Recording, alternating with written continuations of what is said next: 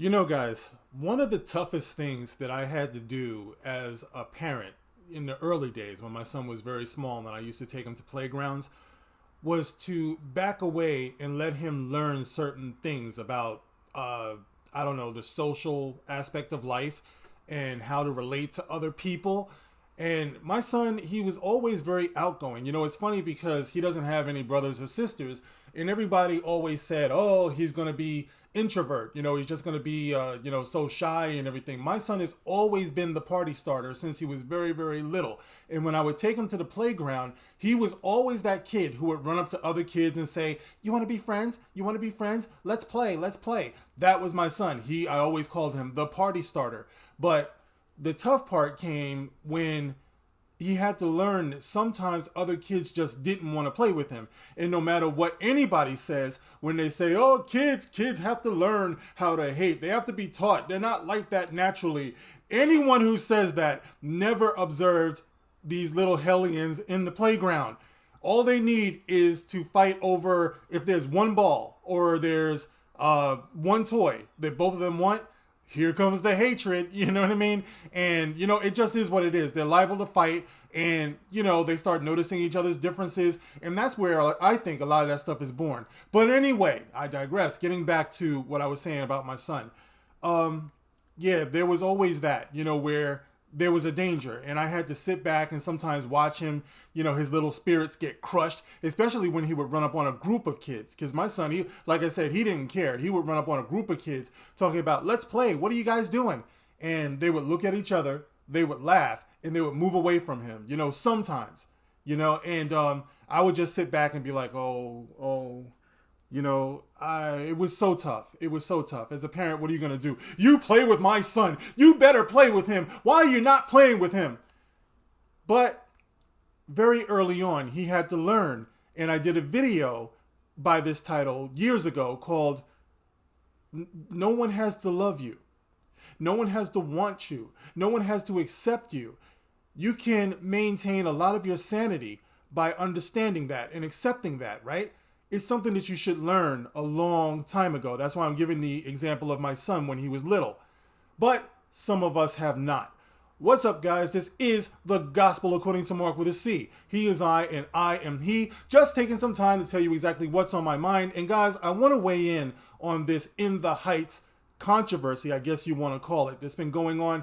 You see the mastermind behind the movie, I never get his name right. Lin-Manuel Miranda, okay? I have a ton of respect for him. I got to put this guy's name like in my memory, Lin-Manuel Miranda. Okay, Lin-Manuel Miranda. This dude, what's funny? A lot of people know him from Hamilton. But me, I actually got turned on to the guy by the new Mary Poppins, that latest Mary Poppins movie that came out. He was in it. And let me tell you something. That man is a dynamo. He's amazing. His talent is, I'm scared. I'm scared of this dude. It's like no one man should be that talented. I saw this dude, he was singing, he was dancing, he was rapping, and he was good at all of it. And he was acting on top of it. You know what I mean? This dude was fucking awesome. Right? So I have tons of respect for him. I just got to get his name right. Lin-Manuel Miranda, right? Yes, Lin-Manuel Miranda. Okay, so anyway, he apologized because his movie In the Heights, which I want to see, by the way, those clips look bananas. The dance numbers, the energy, the colors, freaking awesome. But his movie came under fire because the people at the root, guys, the root, have decided that it's not black enough. As a Afro-Latinx, she said, when she had this guy, in an interview, as an Afro-Latinx. Like, do Latino and Latina people, do they even say Latinx? I have to be careful here because I'm not Latino. You know what I mean? So I don't want to speak for anybody. I don't want to offend anybody. But I'm damn sure going to tell the truth as I see it because that's what I do. And I believe in that. I don't care if you're Latino. I don't care if you're black. I don't care what you are. I've always said that. As long as you have a functioning brain, you're going to have an opinion. And nobody should tell you that you shouldn't be allowed to express your opinion based upon your skin color or whatever. Just try to be as informed as possible. You know what I mean? And as respectful as possible to other cultures. All right. So the reason why I'm speaking out on it is because the Root has been a fucking pain in my ass for years. They act like they're speaking for all black people. And it always involves holding your hand out. That's what it is. That's why they piss me off so much, because as long as the Root has been out there, right, and they're a force on social media, and they have all of these people working for them, all of these writers, all of these resources, when have you ever seen on a big screen, The Root presents? You won't see it. They don't produce shit. That's the thing. All they do is lay in wait for other people to do things, and then they got to complain about it. You know, that's what The Root is. All right. So when I hear this, they're taking a movie that it is as beautiful as it is. Like I said before, when I looked at the clip, all I saw was high energy. I saw beautiful people dancing their hearts out and singing, and it's a triumph. Let me put this all in perspective for you guys. All right. Like over 50 years ago, there was another movie that came out. One of my actual all-time favorite movies, West Side Story. All right. I've seen this movie. I've seen the stage play. You know, I love this movie, but the movie came out a long time ago. Okay. Back then, it wasn't uncommon to see a white person playing Puerto Rican. You know, a white person playing a Native American. You know, something like that. Hence, you had the incredibly beautiful Natalie Wood playing Maria. I just met a girl named Maria, and suddenly that name will never be the same. You remember that? West Side Story. So Natalie Wood played Maria, and she wasn't Puerto Rican. You know what I mean? And it wasn't right. A lot of people were on that cast that probably weren't Puerto Rican, but that's what the story was, you know? So they got these people to play people that were other people that weren't those people, okay? So instead of seeing how far we've come, where you can have all of these talented Latina and Latino people, you know, just dancing and having fun. And you do see dark-skinned people in there dancing. You know what I mean? It's just that they want to see themselves as the leads. And my thing is, while you're complaining about this, when did you ever put something together for yourself? Did it ever dawn on you? Did it ever occur to you? I just don't like the idea of people laying in wait. You know what I mean? To complain about something that somebody else worked very hard on. You take steps throughout history.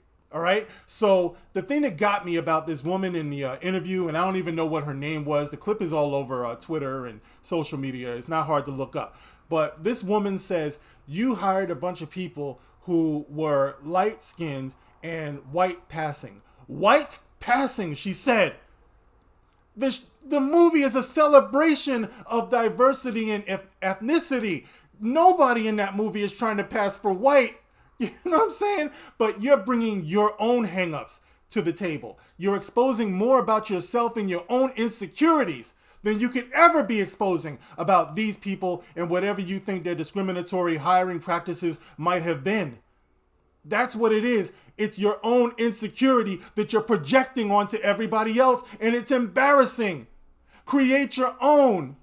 Encourage your kids to create their own. If you think you can do something better, then do it. By all means, do it.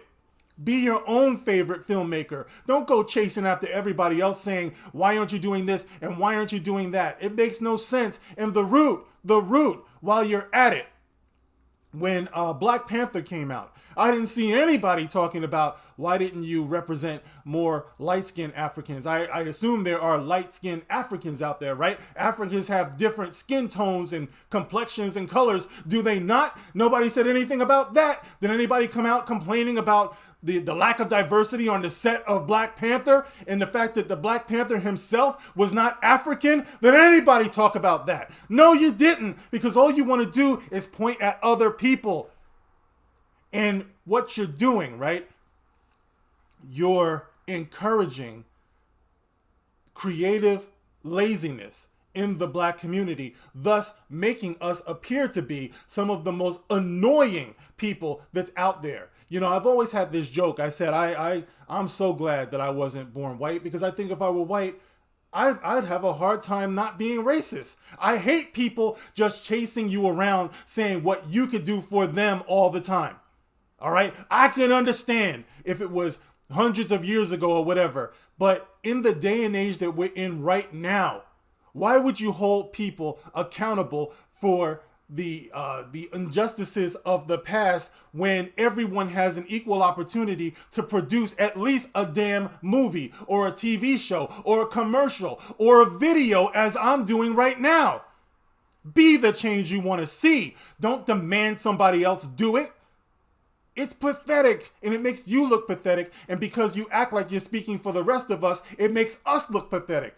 Why can't you just shut your goofy ass up, sit your goofy ass down, and enjoy the movie?